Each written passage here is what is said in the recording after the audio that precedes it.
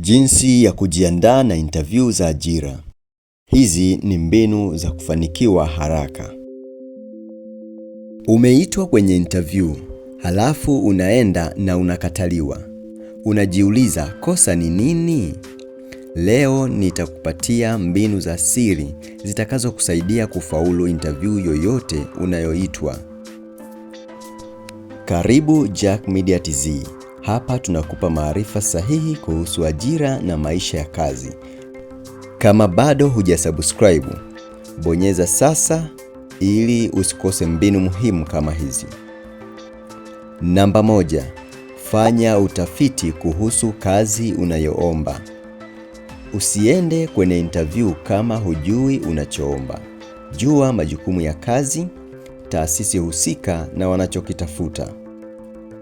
Mfano, soma tangazo la ajira vizuri kabla ya kwenda kwenye interview.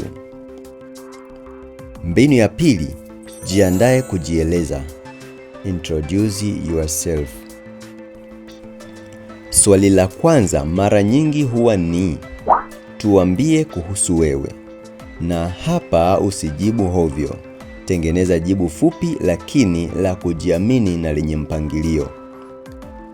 Taja elimu, uzoefu na lengo lako.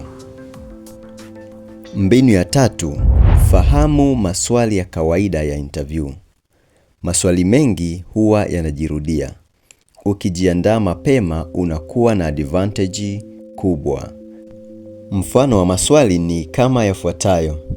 Kwa nini unataka kazi hii? Nguvu na udhaifu wako ni upi? Na unajionaje baada ya miaka 5?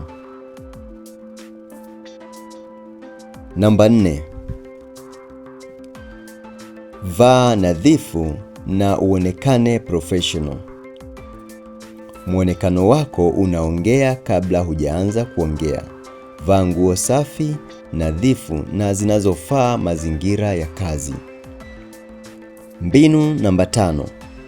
Ongea kwa kujiamini. Hata kama una ujuzi, bila confidence unaweza kukosa kazi. Angalia macho ya interviewer, ongea taratibu na kwa uhakika. Mbinu ya 6, fika mapema na uwe tayari. Usichelewe, fika angalau dakika 15 kabla. Hii inaonesha wewe ni mtu wa nidhamu na una heshima. Hizo ndizo mbinu muhimu unazopaswa kuzifahamu. Ukizifuata, nafasi yako ya kufaulu interview itaongezeka sana. Andika kwenye comment ni swali gani la interview linakupa ugumu zaidi? Na kama video hii imekusaidia, bonyeza like na subscribe kwa tipsi zaidi za mafanikio. Kumbuka, kila hatua ni maarifa na kila maarifa ni nguvu.